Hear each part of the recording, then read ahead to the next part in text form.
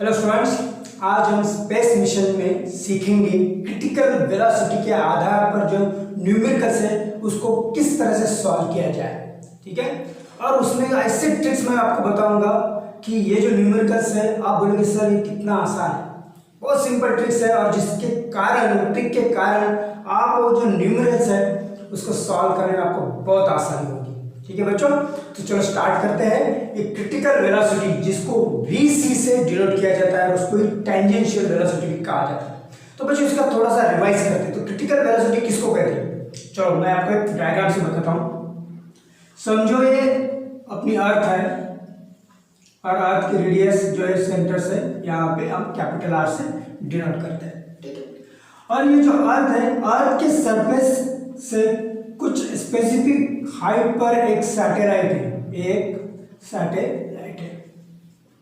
जिसको हमने launch vehicle के हेल्प से वहां पे लॉन्च किया।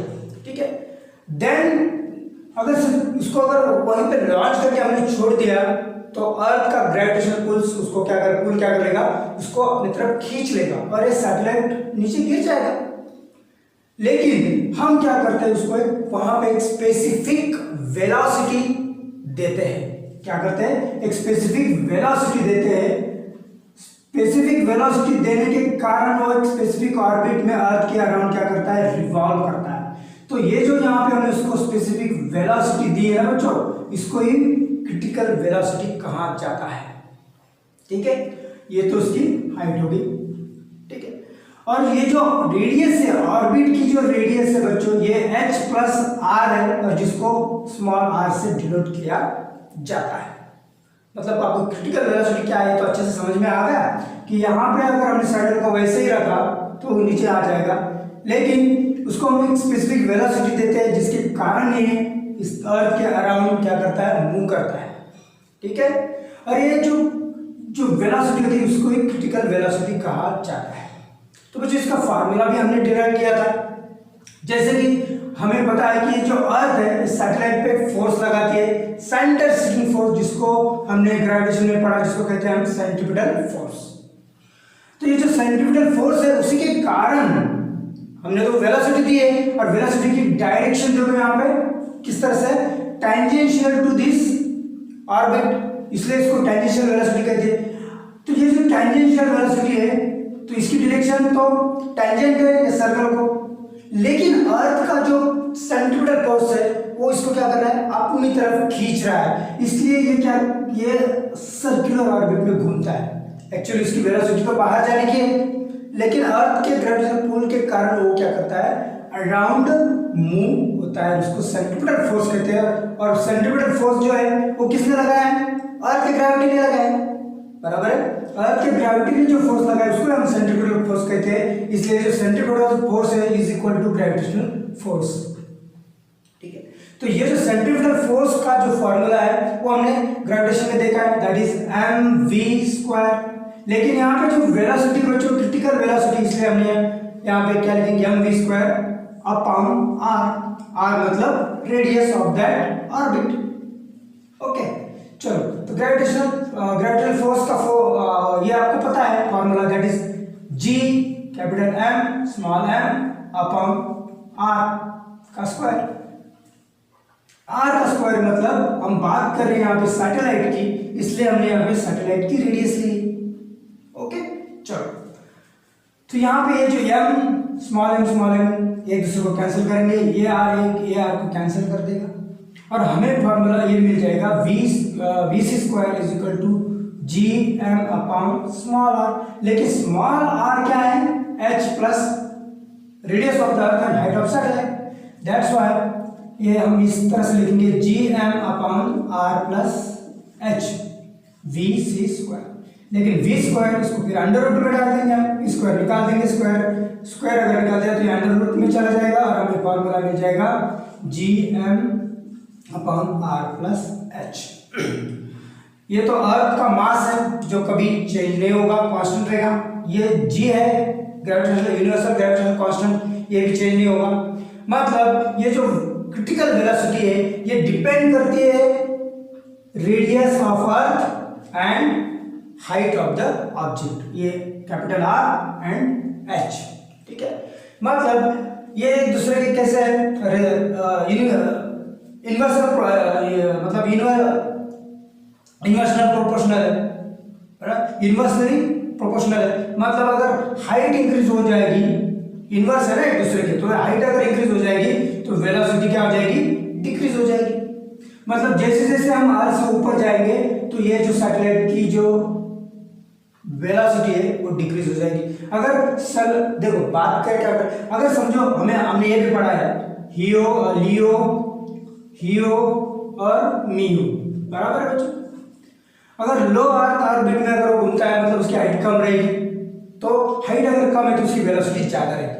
हियो में मीडियम रहेगी तो उसकी वेलोसिटी भी मीडियम रहेगी, ठीक है। मियो में बहुत ज्यादा हाइट रहेगी तो वहां पे उसकी वेलोसिटी जो है टेंजेंशियल वेलोसिटी बहुत कम रहेगी। मतलब जैसे जैसे हाइट डिक्रीज होगी वेलोसिटी डिक्रीज हो जाएगी। ये सब बातें आपको याद रखना है, ठीक है। एक्चुअली हम तो यहाँ पे प्रॉब्लम सॉल्व करने आए हैं, बराबर। और ये तो फार्मूला हमें पता होना चाहिए, इसलिए हमने यहाँ पे इसको थोड़ा सा रिवाइज किया, ठीक है। चलो ये फार्मूला तो हमें पता चल गया। अब न्यूमेरिकल्स की बात करते हैं, जो पेज नंबर 139 पे दिए गए सॉल्व एग्जाम्पल है, वो सॉल्व एग्जाम्पल। बच्चों इसमें जो मल्टीप्लिकेशन रहता है ना, ये करने में बहुत दिक्कत आती है, इसलिए मैं आपको एक आइडिया बताऊंगा जिसके कारण ये मल्टीप्लिकेशन करना, उसको डिवाइडेशन करना आसान हो जाएगा, ठीक है। चलो तो बच्चों रेडियस अभी उन्होंने पहला एग्जांपल दिया है।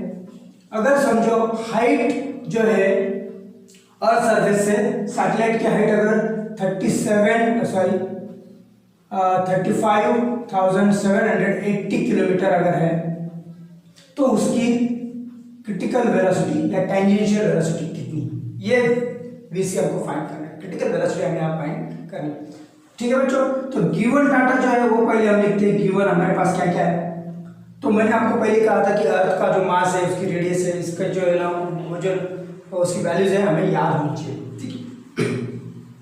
मास ऑफ द अर्थ है 6 × 10⁻24 kg, ठीक है।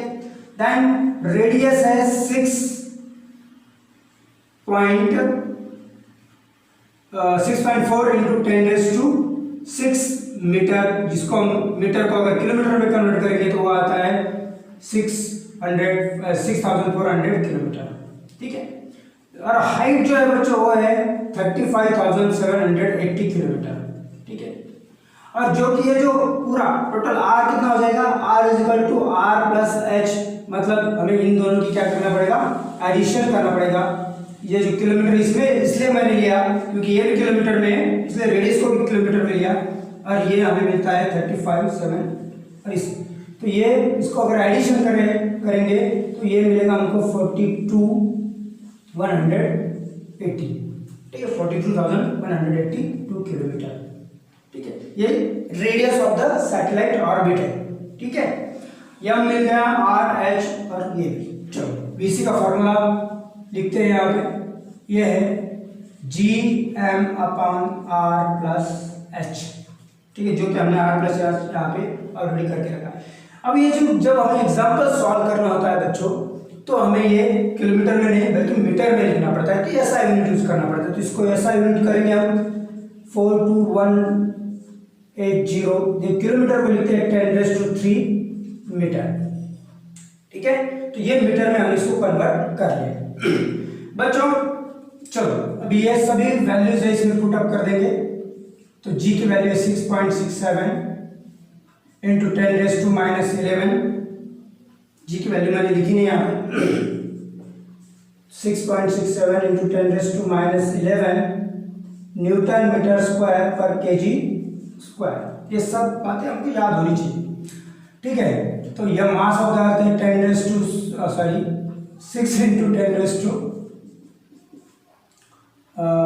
10⁻6 रेडियस ऑफ द 24 kg। और जो रेडियस है वो ये लिखना है हमें यहाँ पे 42,180 × 10⁻3, ठीक है बच्चों। इसको अभी सॉल्व करना है।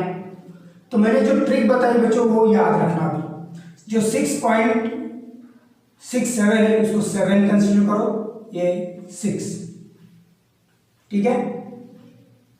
या फिर दूसरी एक बात बताता हूं मैं आपको, मैंने पहले आपको बोला था अगर इन दोनों का हम मल्टीप्लिकेशन करेंगे 6.67 का तो इसका आता है 40.02।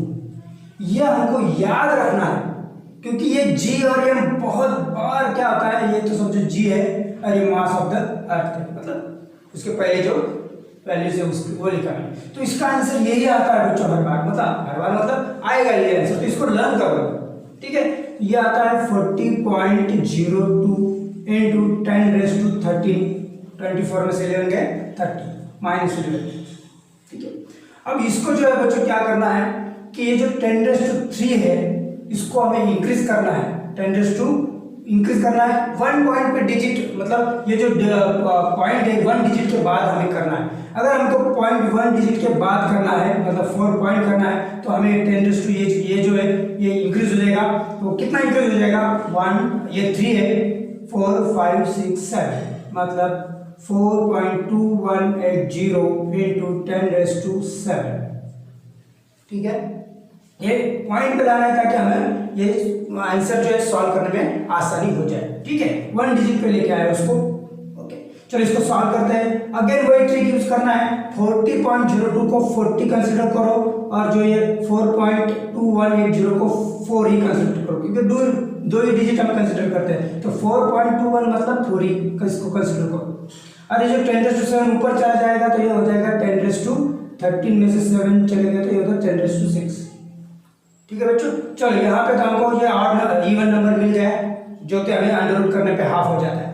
तो देखो बच्चों यहाँ पे 4 1 4 4 10 40, तो ये हो जाएगा 10 इंटू 10⁻6, बराबर 10 का तो ये निकलता नहीं है, अंडर रूट निकलता नहीं, तो उसका नजदीक मतलब उसके अप्रोक्सीमेट जो नंबर है वो है 9, ठीक है। इसको 9 कंसीडर करो, 9 कंसीडर करने पे इसको हम समझो 9 कंसीडर करते हैं तो इसका रूट अंडर रूट मिल जाएगा 3 इंटू 10⁻3, हम क्या निकाल रहे हैं VC निकाल रहे हैं, इसलिए ये मीटर पर सेकंड आ जाएगा। तो बच्चों इसको अच्छे से याद रखो किस तरह से ये सॉल्व किया है। देखो बच्चों ये कितना आसान तरीके से मैंने आपको यहाँ पे समझाया है, ठीक है। तो देखो और आपके बुक में जो आंसर है वो है VC is equal to 3.08 kilometre per second. यहाँ पे मीटर इसलिए है ताकि ये 10⁻3, इसको अगर कन्वर्ट कर देंगे किलोमीटर में तो ये आ जाएगा 3 किलोमीटर पर सेकेंड। देखो 3.808 ये आपकी बुक का आंसर है और ये मेरा आंसर है। तो देखो बच्चे अप्रोक्सीमेटली एग्जैक्टली वही आंसर आया और कितने आसान तरीके से हमने सॉल्व किया है, ज़्यादा ये करने की भी हमें जरूरत नहीं पड़ी, मल्टीप्लिकेशन वगैरह वगैरह डिवाइडेशन। तो ये इस तरह से ये सॉल्व करना है, ठीक है बच्चों। ये बहुत बढ़िया आइडिया है जो आपको बहुत काम आ जाएगी, ठीक है। चलो अब ये तो फर्स्ट क्वेश्चन हमने इस तरह से सॉल्व किया है, इसको अच्छी तरह से समझ लेना और बार बार देखना ताकि आपको सॉल्व करने में आसानी हो जाए। अभी हाइट तो यही है, बराबर है, और क्रिटिकल वेलोसिटी जो है वो दी है सेकेंड एग्जाम्पल में 3.08 किलोमीटर मीटर पर सेकेंड, ठीक है। अब ये हाइट पे ये वेलोसिटी है तो उसको 1 रिवॉल्यूशन कंप्लीट करने में टाइम पीरियड कितना लगेगा। देखो हमारे पास स्पीड है, टाइम है, बराबर है, हमें डिस्टेंस फाइंड करना पड़ेगा अगर हमें टाइम निकालना है तो। क्योंकि क्या होता है कि ये जो वेलोसिटी जो रहती है वो रहता है डिस्टेंस अपॉन टाइम, इसका रिलेशन है वेलोसिटी स्पीड डिस्टेंस टाइम, सबको पता है that is v is equal to distance upon time. यहाँ पे डिस्प्लेसमेंट रहता है, देखिए डिस्प्लेसमेंट ये तो सर्कुलर है इसलिए इसका डिस्टेंस ही इसका डिस्प्लेसमेंट रहेगा, ठीक है। तो ये डिस्टेंस जो है वो क्या रहेगा, तो ये इसका डिस्टेंस है, तो ये तो सरकमफरेंस हो गई, क्या हो गई सरकमफरेंस अपॉन टाइम, बराबर है। तो सरकमफरेंस का फार्मूला हमको पता होना चाहिए दैट इज 2 पाई r, पता ही है, अपॉन t। हमें फाइंड तो t करना है, therefore t is equal to 2 pi r upon vc। Okay चलो वैल्यू पुट अप कर देते हैं, 2 इंटू 3.14 पाई की वैल्यू। रेडियस जो है बच्चों है 42,180 10⁻³ मीटर। मीटर में लिए थे, बुक में किलोमीटर में दिया है लेकिन हम मीटर में लेंगे। 42,180 इंटू 10⁻³ अपॉन VC।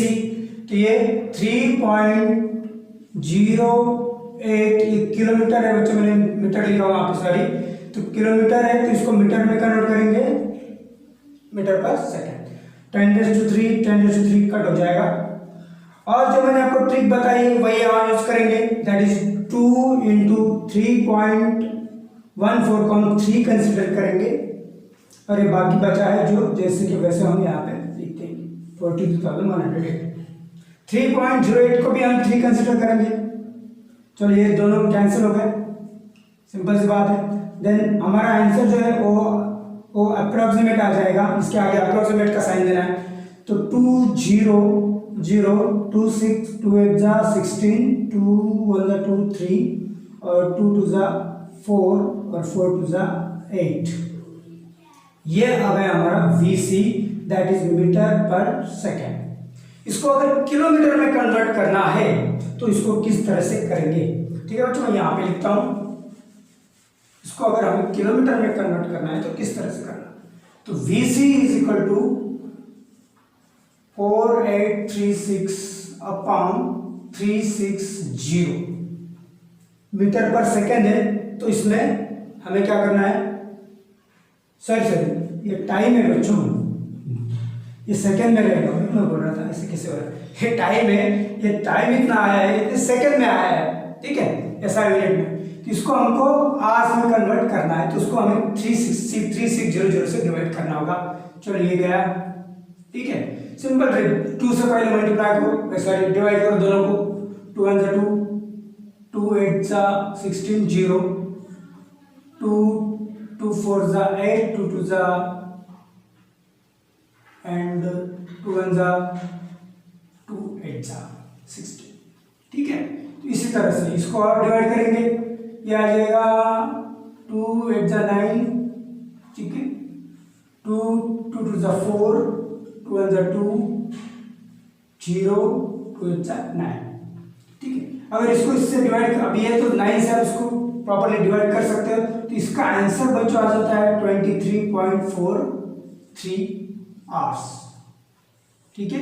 ये आता है, सॉरी VC क्यों लिख रहा हूँ मैं, ये तो टाइम है सॉरी, क्योंकि हमें टाइम फाइंड करना है। तो इस तरह से हमारा टाइम आ जाता है 23.43 आवर्स। तो बच्चों इस तरह से हमें ये सभी क्वेश्चन जो है, मतलब ये जो क्रिटिकल वेलोसिटी पे जो न्यूमेरिकल्स डिपेंड करते हैं वो इस तरह से सॉल्व करने। और मैंने जो आपको ट्रिक बताया बच्चों वो अच्छे से याद रखना, क्योंकि ये ट्रिक्स ही है जो कि आपको न्यूमेरिकल्स सॉल्व करने में आसानी करवाती है, ठीक है बच्चों। तो ये ट्रिक यूज करना और अच्छे से ये सभी न्यूमेरिकल्स सॉल्व